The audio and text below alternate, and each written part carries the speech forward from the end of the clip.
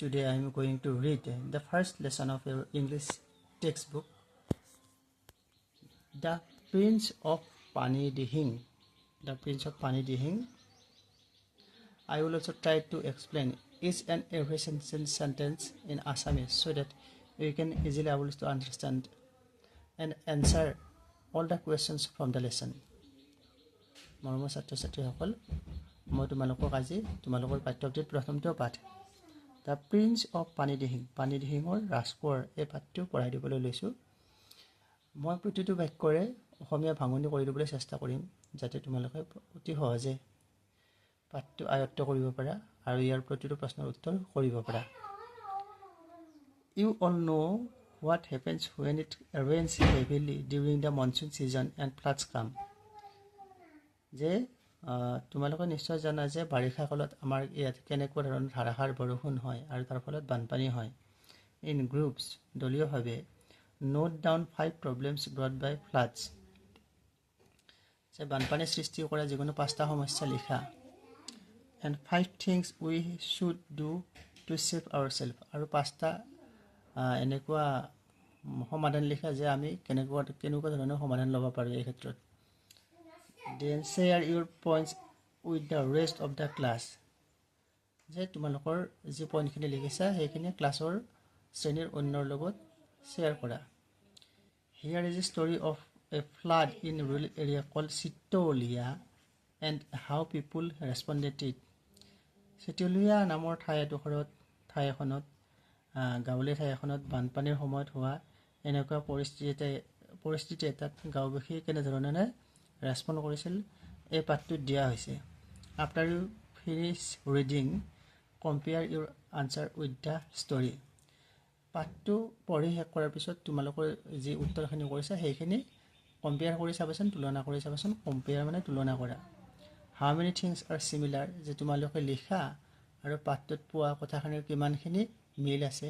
Similar মানে মিল থকা, সাদৃশ্য থকা। ইট ৰেইনড হেভিলি অল উইক, যে এসপ্তাহ ধৰি ধাৰাসাৰ বৰষুণ হৈ আছিলে। The swelling water of the Brahmaputra continued rising, swelling মানে উফন্দি উঠা। The swelling water of the ব্ৰহ্মপুত্ৰৰ উফন্দি উঠা পানী ক্ৰমান্বয়ে অহৰহ বাঢ়িয়ে আছিলে। ৰাইজিং মানে বাঢ়িয়ে আছিলে। Panic গ্ৰিপড চিটলিয়া and it's neighbouring village, যে চিটলিয়া গাঁৱৰ আৰু ইয়াৰ ওচৰ চুবুৰীয়া গাঁওবিলাকত মানে এটা পেনিক, তাৰমানে এটা ভয় এটা আগুৰি ধৰিছিল যে কোন সময়ত বানপানী হয়, তেনেকুৱা এটা ভয়ে সকলোকে আৱৰি ধৰিছিল। Khagen's own village Borgaon was not far from here, যে খগেনৰ নিজৰ গাঁওখনৰ নাম আছিল বৰগাঁও আৰু এই বৰগাঁওখন এই চিটলীয়া গাঁৱৰ পৰা বেছি দূৰত নাছিলে। ডেট মৰ্ণিং, সেইদিনা ৰাতিপুৱা, a loud roar alerted the riverside villagers, যে এটা বিকট শব্দই, প্ৰচণ্ড শব্দই, লাউড ৰোৰ, প্ৰচণ্ড শব্দই, প্ৰচণ্ড তৰ্জন গৰ্জনে নৈপৰীয়া গাঁওবাসীক সতৰ্ক কৰাই দিছিলে। They realise that the worst had happened, the embankment at Chitalia village was breached, যে গাঁওবাসীয়ে তেতিয়া গম পাই গৈছিল যে তেওঁলোকৰ লগত কি ভয়াৱহ ঘটনা হ'ব গৈ আছে। আৰু তেওঁলোকে এইটোও গম পাইছিল যে এম্বেকমেণ্ট মানে হৈছে মথাউৰি। চিটলীয়া গাঁৱৰ যি মথাউৰিটো যে প্ৰচণ্ড বানে যে খহাই পেলাইছিল, ভাঙি পেলাইছিল, তেওঁলোকে গম পাইছিলে। হৰিফাইড মানে প্ৰচণ্ড ভয় খায়। They braced themselves for what was to come, তেওঁলোকে সাজু হৈছিল যে ইয়াৰ পিছত কি দুৰ্ঘটনা হ'ব গৈ আছে, তেওঁলোকে সাজু হৈছিল সকলোৱে, গাঁওবাসীয়ে।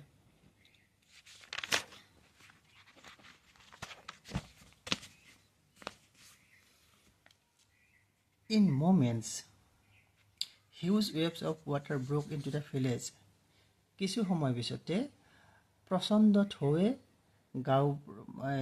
পানীৰ প্ৰচণ্ড সোঁত আৰু ঢৌ গাঁৱলৈ সোমাই আহিছিল। দ্য ৱাটাৰ ৰোল্ড অভাৰ চাম অফ দ্য হাউচ টপছ, যে বানপানীয়ে নৈৰ বানপানীয়ে ঘৰৰ মুধৰ ওপৰতো পাৰ কৰি গৈছিলে। The air quickly filled with the cries and wails of the village folk huddled on rooftops of the sanghars and the mad bellowing of the livestock being swept away. আৰু সেই প্ৰচণ্ড বানপানীয়ে সেই সতে চাৰিওফালে ঘৰ দুৱাৰ বুৰাই পেলাইছিল আৰু সেই চিতলীয়াৰ তাৰ ওচৰ পাজৰৰ গাঁওসমূহৰ আকাশ বতাহ ক্ৰন্দন আৰু বিননিয়ে ভৰি পৰিছিল।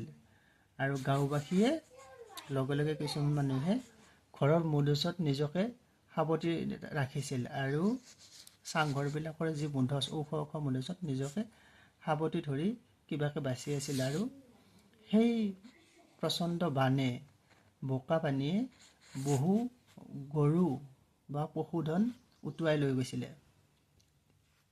Khagen, a young man of 17, quickly grasped the seriousness of the situation and sang into action. Khagen আছিল এজন 17 বছৰীয়া এনেকুৱা বয়সৰ ল'ৰা। তেওঁ ততালিকে সেই ভয়াৱহ পৰিস্থিতিটো গম পাইছিল আৰু তেওঁ উদ্ধাৰ কাৰ্যত ততালিকে নামি পৰিছিল। The village folk and even his classmates at Nitaipukhuri College called him the Prince of PANIDIHING. গাঁৱৰ মানুহসকলে আৰু তেওঁৰ যি সহপাঠীসকল ক্লাছমেট মানে সহপাঠী নিতাইপুখুৰী কলেজৰ যি সহপাঠীসকলে তেওঁক সকলোৱে পানীদিহিঙৰ ৰাজকোঁৱৰ বুলি অভিহিত কৰিছিল। He is a brave fellow, they often said, যে তেখেতসকলে সকলোৱে কৈছিল যে তেওঁ এজন বৰ সাহসী ল'ৰা। খগেনৰ কথা কৈছিলে। ৰমেন, হাৰি up, Khagen shouted to his friend. Ramen, তুমি ততালিকে এইফালে আহা। আৰু খগেনে চিঞৰি চিঞৰি তেওঁৰ বন্ধু ৰমেনক মাতিছিল। There is no time to lose, যে এতিয়া সময় নষ্ট কৰিব নোৱাৰি। Get hold of the others, যে আমি আনকো উদ্ধাৰ কৰিব লাগিব ততালিকে। Where are ডম্বৰু, ধন and আব্বাস, যে ডম্বৰু, ধন আৰু আব্বাস ক'ত গ'ল?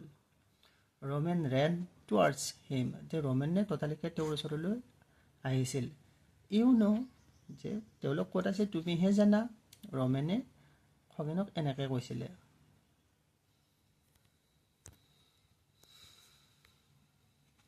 Cutting him short, Khagen said, খগেনে কথাখিনি চমু কৰি কিনে তেওঁক কৈছিলে, We need a few wraps of banana trunks, যে আমাক এতিয়াই কেইখনমান কলগছৰ ভুৰ লাগিব। I will bring along my father's boat, যে মই মোৰ দেউতাৰ নাওখনকে এতিয়াই লৈ আহিম। We must rush to চিতলীয়া, যে আমি ততালিকে অলপো পলম নকৰাকৈ চিতলীয়া গাঁৱলৈ যাবই লাগিব। In no time, 5 rafts were ready, each one steered with long poles by 2 boys. ততালিকে ইন no time মানে পলম নকৰাকৈ ততালিকে 5খন কলৰ ভুৰ সাজু কৰা হৈছিলে আৰু প্ৰতিখন কলৰ মূৰতে এডাল দীঘল মাৰি লৈ দুজন ল'ৰা সাজু হৈছিলে। একোডালকৈ দীঘল বাঁহৰ মাৰি লৈ কিনে দুজন ল'ৰা সাজু হৈছিলে প্ৰতিখন ভুৰতে। The fleet of rafts with Khogen's boat in lead now reached towards চিতলীয়া। সেই কলগছৰ 5খন ভুৰ আৰু সন্মুখত খগেনৰ নাওখন লৈ তেওঁ গোটেই দলটো চিতলীয়াৰ ফালে ৰাওনা হৈছিলে। The marooned had to be rescued in no time, যে মেৰুণ্ড মানে আক্ৰান্তসকলক, বানপানীত আক্ৰান্তসকলক আমি ততালিকে উদ্ধাৰ কৰিবই লাগিব। ৰেস্কিউ মানে উদ্ধাৰ। By the time the people of Chitolia had been evacuated to the high grounds of the school building, Khogen and his friends were exhausted. চিতলীয়া গাঁৱৰ আক্ৰান্ত মানুহখিনিক সকলোকে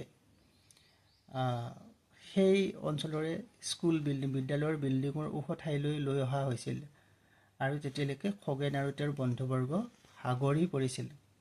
Exhausted মানে ভাগৰি পৰা, evacuated মানে উদ্ধাৰ।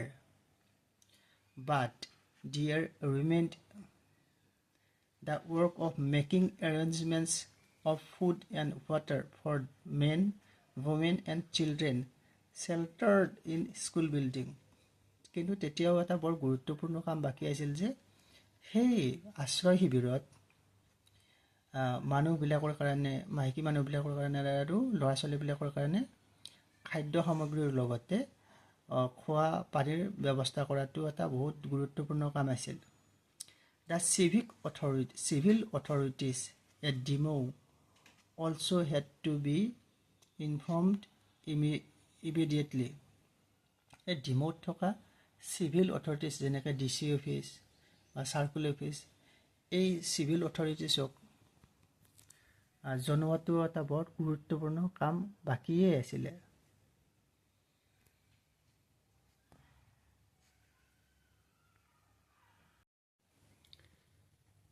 Hey Khogin, Norenkai shouted from across the stretch of floodwater.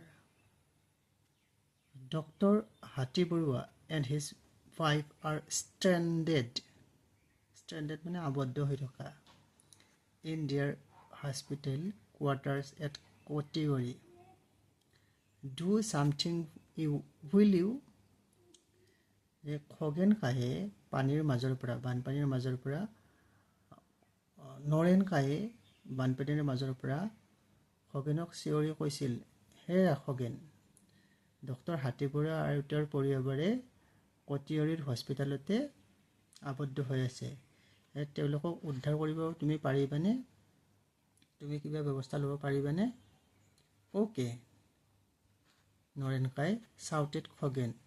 Dambaru hope into the বট। ঠিকে আছে নৰেন কাই। আৰু খগেনে তেনেকৈ কৈ ডম্বৰুক নাওত উঠিবলৈও কৈছিলে। ডম্বৰু তেওঁৰ বন্ধু আছিলে খগেনৰ। We have got a job, he called out to one of his friends. যে আমাৰ এটা বৰ গুৰুত্বপূৰ্ণ কাম আছে, এটা কাম এটা শেষ কৰিব লাগে। আৰু সেই বুলি তেওঁ বন্ধু ডম্বৰুক মাতিছিলে। Then he steered the boat towards the dispensary. তাৰপিছত খগেনে নাওখন ডিছপেঞ্চাৰীৰ ফালে চলাই লৈ গৈছিলে। He had a knack মানে কৌশল বা পাৰ্গতালী, for solving all kinds of problems. যে তেওঁৰ মানে এনেকুৱা ধৰণৰ সমস্যা সমাধান কৰাত এটা পাৰ্গতালী আছে আগৰ পৰাই, বা কৌশল আছে। Half an hour later, আধা ঘণ্টা পিছত, the boat reached the doctor's house. নাওখন গৈ কিনে ডক্টৰৰ ঘৰ পাইছিলে। It narrowly missed crashing into the railing of the veranda of doctor's house. তে খগেনহঁতে চলাই যোৱা নাওখন কথমপিহে ডক্টৰৰ ঘৰৰ বাৰান্দাত থকা বেৰত খুন্দা নমৰাকৈ থাকিছিলে, মানে বাচি গৈছিলে। The doctor and মণি বাইদেউ heaved a sigh of great relief. Doctor আৰু তেওঁৰ পৰিবাৰ মণি বাইদেৱে মানে এটা স্বস্তিৰ নিশ্বাস পেলাইছিল যে কোনোবাই যে তেওঁলোকক উদ্ধাৰ কৰিব আহিছে।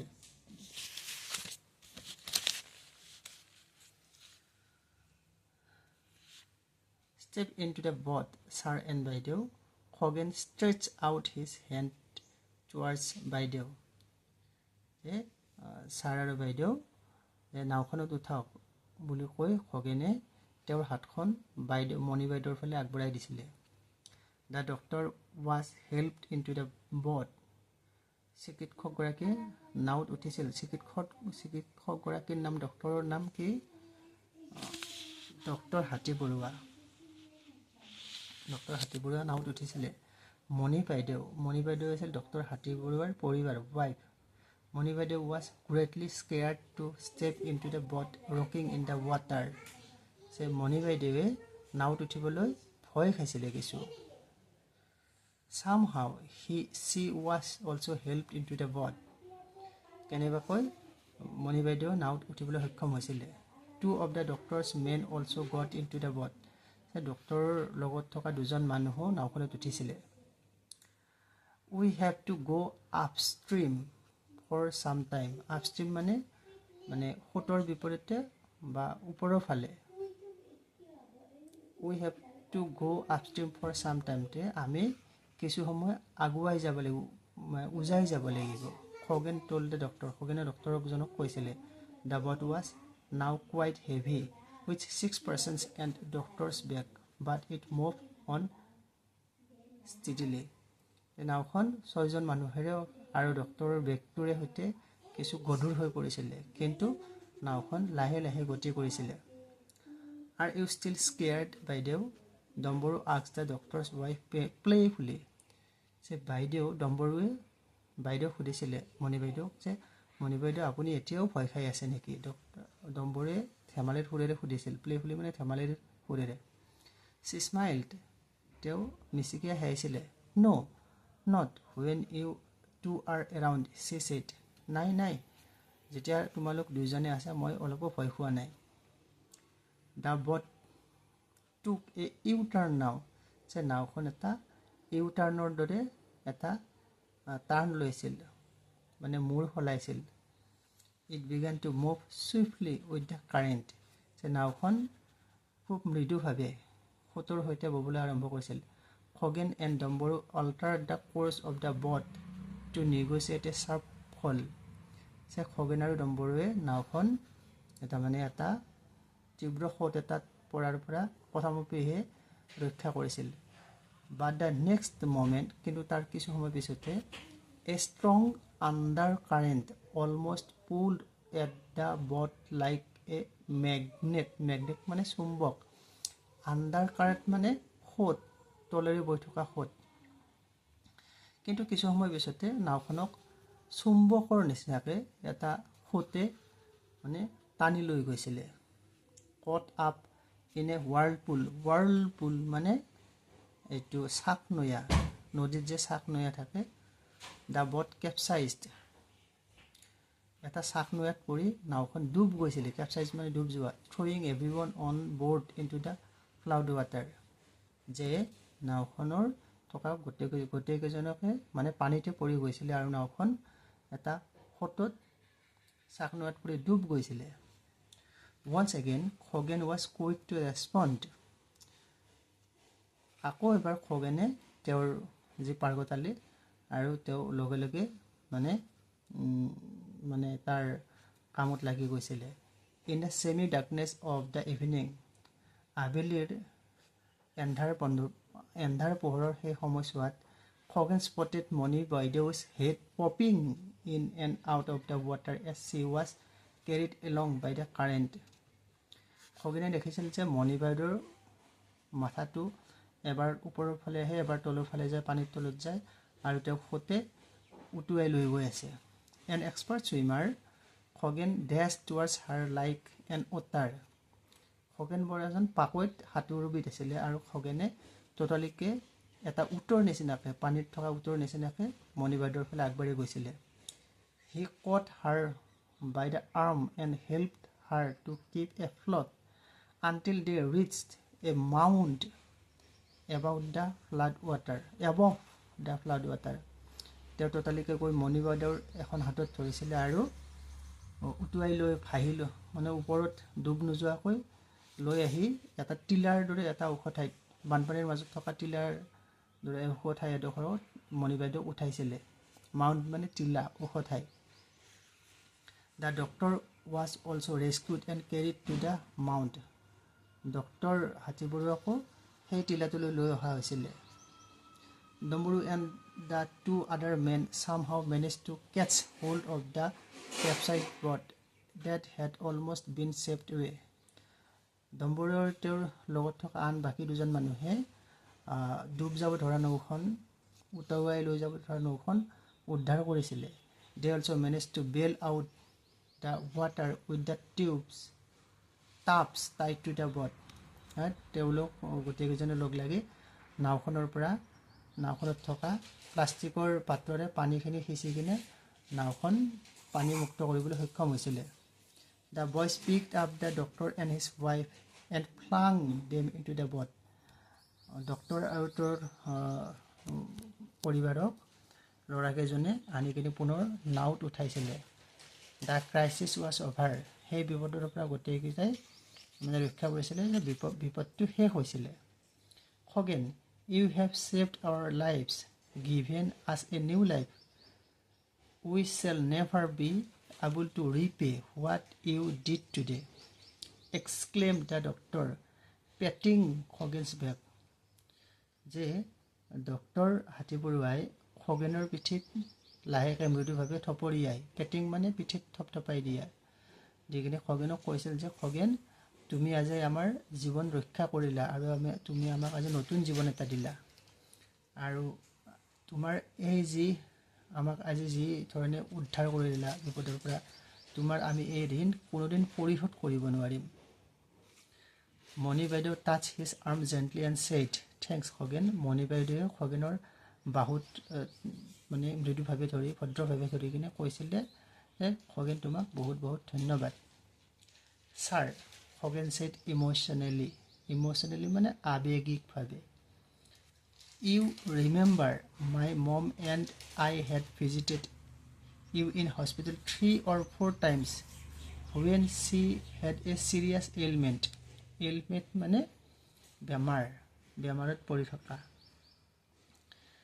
খগেনে আৱেগিকভাৱে কৈছিলে ডক্টৰক যে ছাৰ, আপুনি মোৰ মাৰ বেমাৰ হৈ থাকোঁতে মই 3-4 বাৰমান আপোনাৰ হস্পিটেললৈ গৈছিলোঁ আৰু আপুনি আমাৰ মাৰ জীৱন ৰক্ষা কৰিছিলে, তেওঁক চিকিৎসা কৰিছিলে।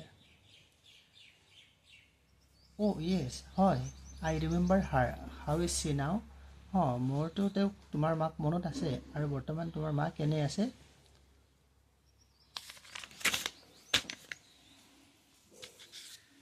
She is fine by the grace of God and your help. যে বৰ্তমান মোৰ মা আপোনাৰ আৰু আপোনাৰ সহায়ত, ভগৱানৰ আশীৰ্বাদত, ভগৱানৰ দয়াত বৰ্তমান ভালে আছে। That's wonderful, এইটো ভাল কথা। What do the people of the village call you? Some prince. যে গাঁৱৰ মানুহেতো তোমাক কি বুলি কয়? কিবা প্ৰিন্স বুলি, ৰাজকুমাৰ বুলি কয়। দ্য প্ৰিন্স অফ পানীদিহিং ৰিমাইণ্ডেড ডম্বৰুৱে মনত পেলাই কৈছিলে যে তেওঁক খগেনক প্ৰিন্স অফ পানীদিহিং, যে পানীদিহিঙৰ ৰাজকোঁৱৰ বুলি কোৱা হয়। এই পানীদিহিং ঠাইটুকুৰা শিৱসাগৰৰ এখনি প্ৰসিদ্ধ ঠাই, আৰু পানীদিহিং বাৰ্ড চেঞ্চুৰী বুলি তাত এখন চৰাইৰ অভয়াৰণ্য আছে। You are a real prince, তুমি প্ৰকৃততে এজন ৰাজকুঁৱৰ। The doctor patted Khagen's back once again with a smile. ডক্টৰে খগেনৰ পিঠিত পুনৰ মৃদুভাৱে থপৰিয়াই তেওঁক ধন্যবাদ সূচকভাৱে কৈছিল যে তুমি প্ৰকৃততে এজন ৰাজকুঁৱৰ। The bright moon lit up the muddy flood water like gleaming silver. জোনবাইৰ উজ্জ্বল পোহৰে বোকাময় বানপানীৰ পানীবিলাক এটুকুৰা ৰূপৰ নিচিনাকৈ জিলিকাই তুলিছিল। The boat bend its way towards the school building gracefully. নাওখন সেই স্কুলৰ ফালে লাহে লাহে আগবাঢ়ি গৈছিল। The doctor knew that he would be the only doctor in the newly set up relief camp. ডক্টৰে চিকিৎসকগৰাকীয়ে গম পাইছিল যে তেওঁৱে সেই আশ্ৰয় শিবিৰটোত একমাত্ৰ doctor. But with Khagen and others around there would not be many problems thought the doctor. কিন্তু খগেন আৰু তেওঁৰ লগৰীয়াসকল আছে যাতে সেই চিকিৎসা শিবিৰত কাম কৰোঁতে বিশেষ সমস্যাৰ সন্মুখীন নহ'ব, ডক্টৰে এনেদৰে ভাবিছিল। আৰু তোমালোকে নিশ্চয়কৈ ইয়াৰ প্ৰশ্ন উত্তৰখিনিও ইয়াৰ পৰৱৰ্তী পৰ্যায়ত মই দিব চেষ্টা কৰিম। এই চেনেলটো চাই থাকিবা।